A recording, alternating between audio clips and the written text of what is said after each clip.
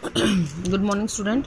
Today is 17th of April, and today we will start our new chapter number 2, control and coordination in animal and plant. दोनों ही हैं हमारे syllabus के अंदर.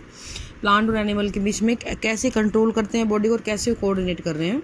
तो today we will discuss only the introduction and something about the chapter, and from tomorrow we will discuss the system in detail. Okay, so as you all know that the movement are the one of the important characteristics of all living organism. जैसे कि आप सभी जानते हैं कि जो movement है किसी भी ऑर्गेनिज्म का, चीज़ों का मूव करना, कोई भी चीज़ का हाथ का हिलाना डुलाना, ये सब चीज़ें क्या हैं, ये शो करती हैं कि ये हम लोग लिविंग हैं.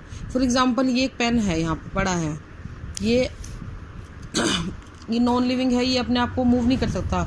ये मेरे द्वारा मूव किया जाएगा, ये खुद से मूव नहीं कर सकता है, तो ये नॉन लिविंग ऑब्जेक्ट है. तो इसी तरह जितने भी लिविंग ऑब्जेक्ट हैं they all show the movement. All plant and animal depict different kind of movement. सबके अलग अलग प्रकार के मूवमेंट हैं. जैसे कि प्लांट जो है वो ग्रोथ और नॉन ग्रोथ मूवमेंट शो करता है. ग्रोथ मूवमेंट का मतलब कि वो सूरज की रोशनी की तरफ बढ़ रहा है, जड़ें पानी की तरफ बढ़ रही हैं, ग्रोथ मूवमेंट है. नॉन ग्रोथ मूवमेंट में क्या आता है बेटा, फूलों का खिलना, जैसे कि छुई मुई की पत्तियों का सिकुड़ना, ये सारे नॉन ग्रोथ मूवमेंट में आते हैं. इसके अलावा अगर हम एनिमल्स की बात करें तो एनिमल्स में ज़्यादातर नॉन ग्रोथ मूवमेंट की बात करें तो भागना दौड़ना, खाना पीना, इधर उधर घूमना फिरना, ये वॉकिंग रनिंग, ये सब क्या है, नॉन ग्रोथ मूवमेंट है. इसमें किसी प्रकार की ग्रोथ नहीं हो रही है, लेकिन हम लोग काम कर रहे हैं, मूवमेंट कर रहे हैं. तो बेसिकली मूवमेंट क्या है, किसी भी बॉडी ऑर्गन को आप लोग मूव इधर से उधर हिलास को डुलास को, उसको मूवमेंट बोलते हैं. और ये सभी मूवमेंट होते क्यों हैं, अगर आपके आसपास के एनवायरनमेंट में कोई भी चेंज होता है उसकी वजह से ये मूवमेंट जो होते हैं करते हैं response to change in the environment. और इस चेंज इन एनवायरनमेंट को हम लोग एक टर्म और दे देते हैं, स्टिमुलाई. तो स्टिमुलाई क्या हुआ, basically the change in the environment to which the organism respond और रिएक्ट आर कॉल्ड स्टिमुलाई. तो एनवायरनमेंट में होने वाले वो सभी बदलाव जिसकी वजह से ऑर्गेनिज्म कुछ रिस्पॉन्स कर दे उसको हम स्टिमुलाई बोलते हैं. Like light, heat, cold, touch, taste, smell, sound, force of gravity, इन सभी की वजह से कुछ ना कुछ मूवमेंट ऑर्गेनिज्म शो करेगा. इसी तरह जैसे कि एग्जांपल मैं आपको सिंपल एग्जांपल दूँ तो प्लांट हमेशा सूरज की रोशनी की तरफ बढ़ रहा है, और जो बिल्ली है वो चूहे के पीछे भाग रही है. सिंपल एग्जांपल है ये. Now different organism respond and react to stimuli differently. हर ऑर्गेनिज्म का स्टिमुलस के लिए जो रिस्पॉन्स होता है वो अलग अलग प्रकार से होता है.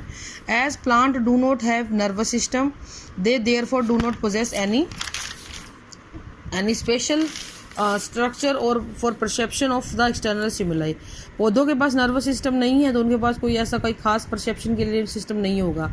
लेकिन और सबसे बड़ी बात कि वो मूवमेंट भी नहीं शो करते हैं. मूवमेंट का मतलब कि हल्का फुल्का पत्तियों का हिलना डुलना ये सब कर रहे हैं, लेकिन वो एक जगह से दूसरी जगह भी नहीं जा पाते हैं.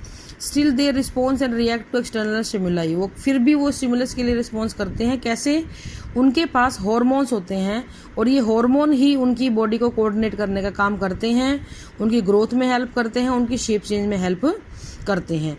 दूसरी तरफ अगर हम एनिमल्स की बात करें तो एनिमल हर चीज़ के लिए अलग अलग तरीके से अपने आप को उसने अडेप्ट किया हुआ है, अलग अलग तरीके से वो रिस्पॉन्स कर देता है. एनिमल में अगर हम सिंपल ऑर्गेनिज्म की बात करें, जैसे अमीबा वगैरह की बात करें या किसी और सिंपल ऑर्गेनिज्म की बात करें, तो वो तो पॉजिटिव और नेगेटिव दो तरीके के रिस्पॉन्स देगा. या तो वो सोर्स ऑफ स्टिमुलस की तरफ जाएगा या उससे दूर जाएगा. अगर वो सोर्स ऑफ स्टिमुलस की तरफ जा रहा है तो पॉजिटिव रिस्पॉन्स शो कर रहा है, अगर वो सोर्स ऑफ स्टिमुलस से दूर जा रहा है तो नेगेटिव रिस्पॉन्स कर रहा है. ठीक है, लेकिन ये काम मल्टी सेलुलर ऑर्गेनिज्म नहीं कर सकते हैं. मल्टी सेलुलर ऑर्गेनिज्म के अंदर उन्होंने, क्योंकि वो सेल बहुत ज़्यादा हो चुकी हैं, हर एक सेल मूव और पॉजिटिव नेगेटिव नहीं कर सकती, उस केस में they have developed a huge और systems like nervous system and muscular system. इसके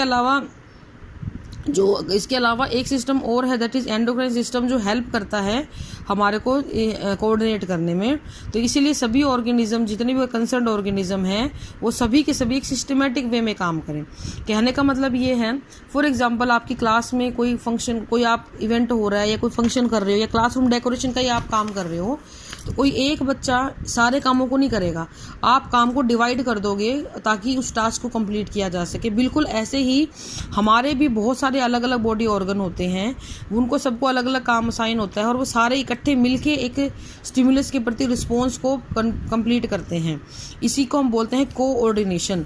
तो working together of various organ of body of an organism in a proper manner to produce proper reaction to a stimulus is called coordination. अलग अलग organ का एक साथ काम करना क्या कहलाता है बेटा? कोऑर्डिनेशन कहलाता है। For proper control and coordination higher organism have evolved mainly two system. Coordination और कंट्रोल के लिए दो मेन सिस्टम उनके पास हैं हायर ऑर्गेनिज्म के पास, nervous system and endocrine system. Nervous system और endocrine system, nervous system brain से रिलेटेड, एंडोक्राइन सिस्टम हार्मोन से रिलेटेड होगा। प्लांट के पास सिर्फ हार्मोनल सिस्टम है, जबकि एनिमल के पास ये दोनों ही सिस्टम अवेलेबल होते हैं बेटा। अगर हम बात करें एनिमल्स में कोऑर्डिनेशन की, तो यूनिसेलुलर ऑर्गेनिज्म का मैं आपको पहले ही बता चुकी हूँ। यूनिसेलुलर ऑर्गेनिज्म जो कोऑर्डिनेट करते हैं और एनवायरनमेंट के लिए रिस्पॉन्स करते हैं, या तो वो उसकी तरफ जाएंगे या उससे दूर जाएंगे। अगर वो स्टिमुलस की तरफ जाएं तो पॉजिटिव टैक्सिस बोलते हैं, अगर वो दूर जाएं तो उसको नेगेटिव टैक्सिस बोला जाता है। In multicellular organism animal necessitate to develop some system. तो क्या किस लिए सिस्टम की जरूरत पड़ती है? ताकि इन्फॉर्मेशन को इकट्ठा किया जा सके, बाहर की इन्फॉर्मेशन को, उस इन्फॉर्मेशन को ट्रांसमिट किया जा सके पूरी बॉडी के अंदर, और इसके अलावा एक्सचेंज ऑफ इन्फॉर्मेशन भी किया जा सके अलग अलग सेल के अंदर। तो ये सारी ज़रूरतें पूरी करने के लिए हमने क्या डेवलप किया हुआ है?